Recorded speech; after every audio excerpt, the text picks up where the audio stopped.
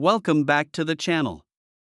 Today, we're diving into a topic that often sparks intense debate, one that touches upon the very core of faith, trust, and money, the prosperity paradox, when faith and fortune collide. For millions around the world, faith is a cornerstone of life, offering comfort, community, and moral guidance. Churches, mosques, temples, these are places of solace and hope, often at the forefront of charitable work, supporting the vulnerable and building stronger communities. And for that, they deserve immense credit. However, there's another side to this coin, a more controversial aspect that has, at times, cast a shadow over religious institutions: the issue of wealth, financial transparency, and in some documented cases, alleged abuse of power for personal gain. Over the years, stories have emerged, scrutinizing certain religious leaders who preach a prosperity gospel, a theological belief that financial blessing and physical well-being are always the will of God for them, and that faith, positive speech, and donations to religious causes will increase one's material wealth. Now, let's be clear, there's nothing inherently wrong with religious organizations having funds to operate, to maintain their buildings, or to conduct their outreach programs. In fact, it's essential. And many religious leaders live modest lives, dedicating themselves fully to their congregations and communities.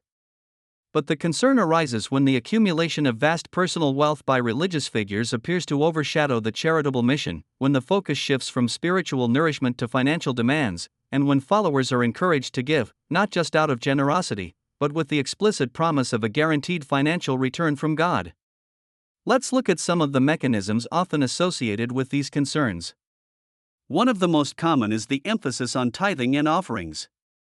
While tithing, giving a tenth of one's income, is a biblical concept practiced by many faiths, the prosperity gospel often frames it as a direct investment in one's own future prosperity. We've seen instances where immense pressure is placed on congregants, sometimes those who can least afford it, to sow a seed, an offering often framed as a prerequisite for receiving God's blessings. Testimonies of financial breakthroughs are often highlighted, creating an aspirational narrative that can be incredibly compelling, especially for those facing economic hardship. And what about the accountability?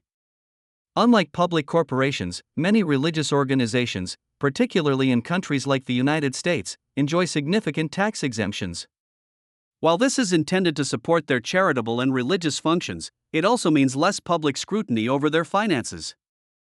This lack of external oversight, coupled with charismatic leadership, can, in some cases, create an environment ripe for potential exploitation.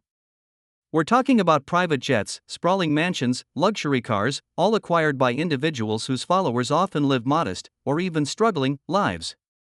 It's important to stress that we are talking about documented cases that have been investigated by journalists, law enforcement, or watchdog organizations.